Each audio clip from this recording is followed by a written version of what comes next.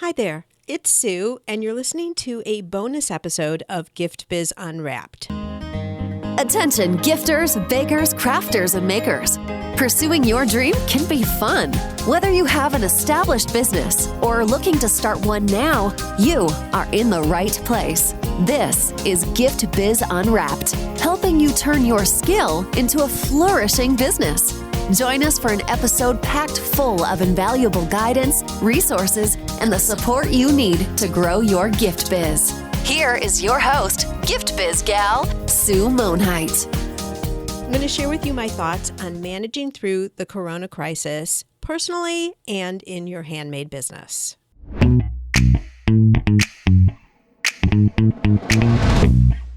Okay. It's obviously become a global crisis on a scale none of us have lived through before. This sounds dramatic, and it definitely feels that way since we're in the midst of it right now. It's hard to see the finish line. Nobody knows how long school and restaurant closings will be.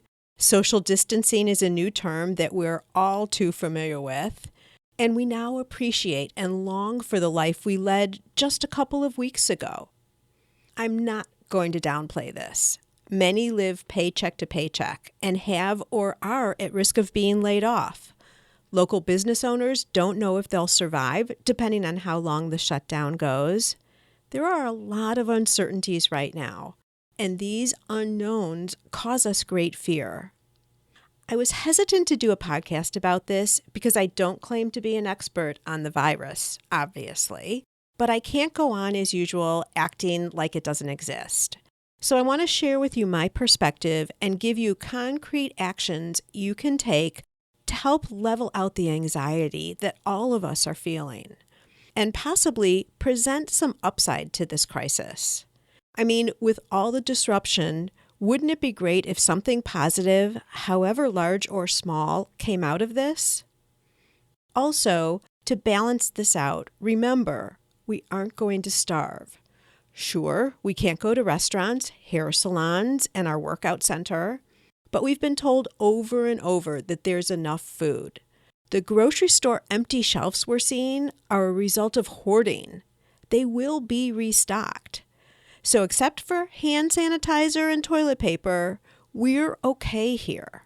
We have food and water, and we have shelter and our families.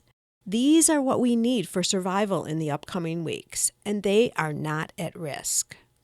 Being sequestered at home or in limited environments for a couple months is our reality. Let's just face it. We have two options. We can complain and moan about it, or we can take control of the situation and use it to our advantage. Let's talk about some things that you can do to make the most of this time. I want to talk about this from a mental perspective and then get into actionable business talk. To be honest, I fear what this virus will do to the mental stability of some, even more than the financial effects. So many people are becoming irrational and making this so much tougher for themselves than reality dictates.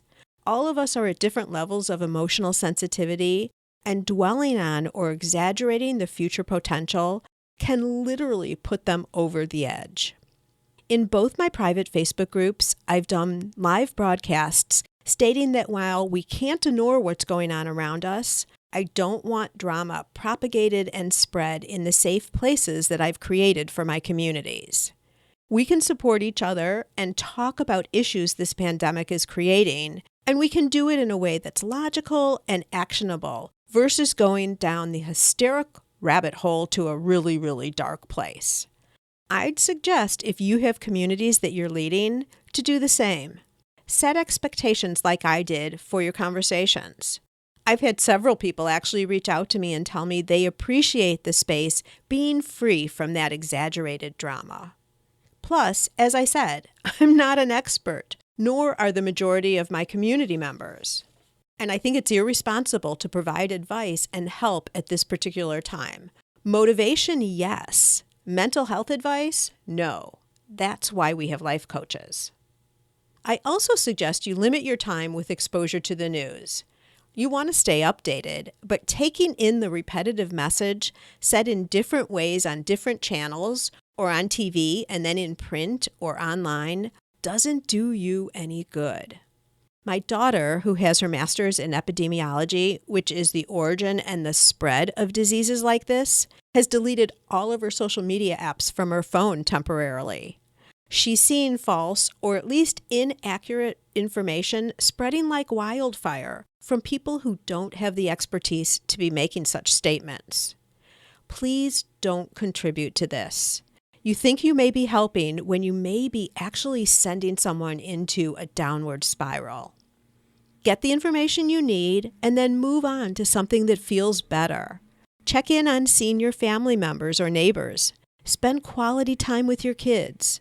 Start or add an exercise routine to your days. Or paint a room in your house.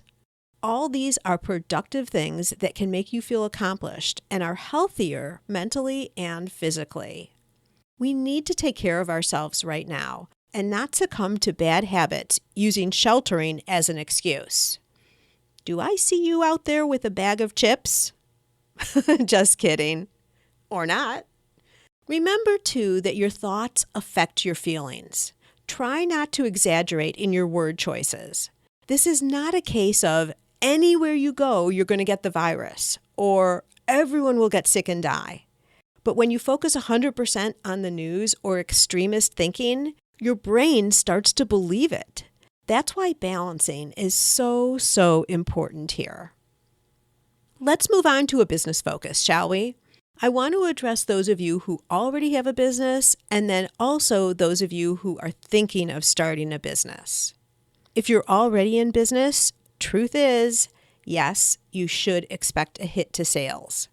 Boutique traffic is down, even if the stores aren't completely closed, and people are being more mindful of their spending right now.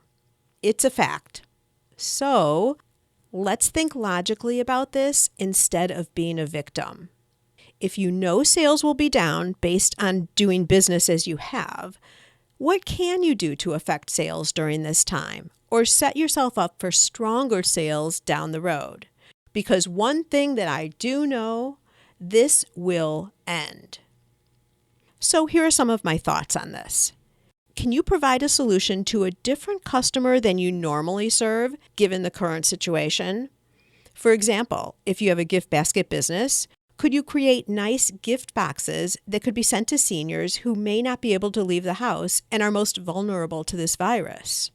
Or does your product help celebrate a life event like a new baby or engagement where traditional gatherings can't happen right now? What about a special sale on your website or your Facebook page? Maybe a discount coupon or a raffle. If you decide to do something like this, you'll need to get the word out. How's your email list doing? Maybe now's the time to either reignite its existence or start getting people on your list. Another thing to consider as you're interacting with your community right now is to do some market research. Maybe the qualifications to enter your raffle is for them to tell you their favorite candle scent that you offer, or the colors they most like for summer, if you make jewelry or pottery. You get the point. I'm an advocate of always getting something in return if you're offering a price incentive. Understanding more about your audience is perfect for this.